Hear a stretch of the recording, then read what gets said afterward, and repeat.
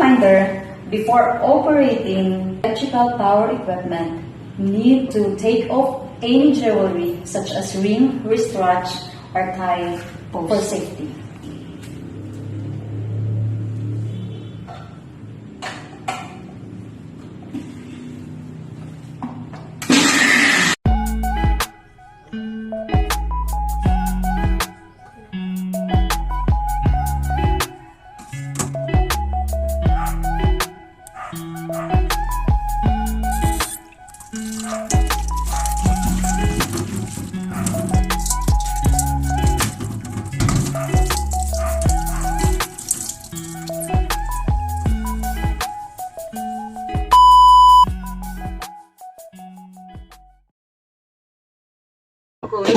Good morning, Miss Irish Yankelio. I am Fentes Rona.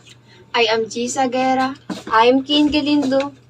I'm Archie Gurhio. And our group today is here because we're going to present a video about a work-related injury. And it is an interview about a person who experienced an incident in a workplace. And it came out to our knowledge that one of our member here experienced that, so we decided to do the interview with her. So, can you tell us your name, please? I am Archie Gurhio. And where you worked before? I worked before at Boba Chow Clever. What is Buba Chow? Boba Chow is a kind, is a like a snack bar at Clever, Surigao del Norte. Can you tell us your age that time? I am 18 years old that time. What was your position in Buba Chow? I was all around that time. Means I can cook, serve, and also a cashier. Um, what was your work hours and during that time? I come in at 10 a.m. in the morning and come out at 7 p.m. at night. And how many employee that store has? We are 3 that time. Can you remember what month or day specifically that happened? I started working at Buba Chow Clover in September 12, 2021. So, do you mind sharing us how much your salary? My salary at Buba Chow Clover is 200 a day. So, what really happened that time? It was February 14 at 2 p.m. in the afternoon. I was busy at that time because it's a Valentine's Day.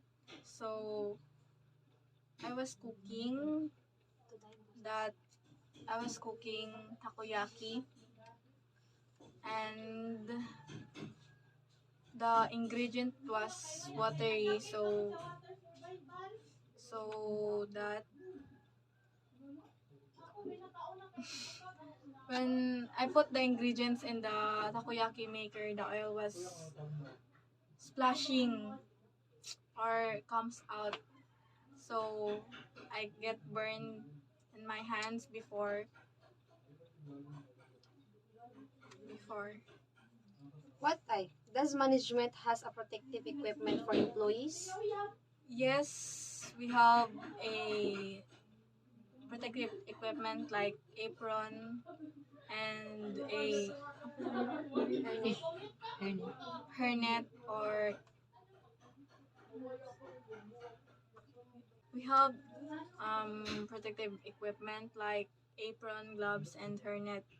But I didn't I didn't use the protective equipment. That's why I get burned. What did you do after get bored? Um, I tried to use Colgate to cold. You mean you're using Colgate to apply as a first aid? I used to try Colgate to be my first aid because that is that was the or I believe that it is helpful for me because that's been I'm doing when I get burned. So does the management or owner know what happened? Yes, I tell them that I get burned when I was cooking so that they are telling me to use our proper protective uniform so that not I can't get burned again. So, what did you what did you do after got warned? So, how long does the warrant get held? It's like 3 days after or 4 days.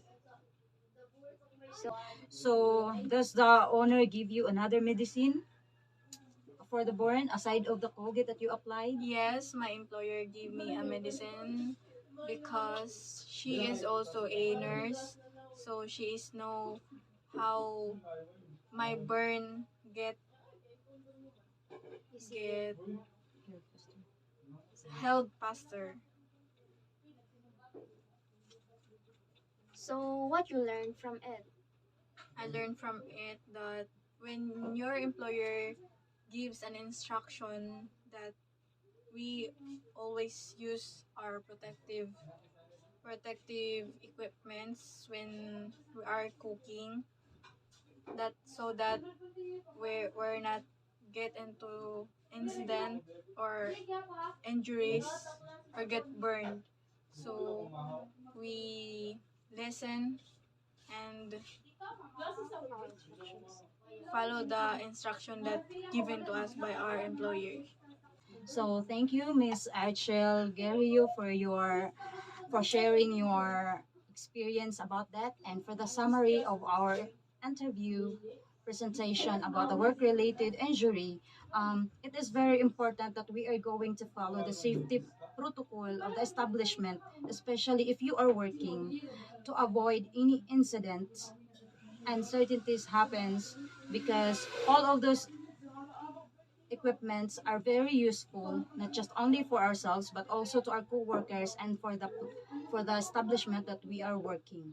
So we need to be careful in all that we do to avoid those incidents, especially at work. We need to follow what the establishment wants us to do, like the safety for all of us. And that's all. Thank you. Thank you.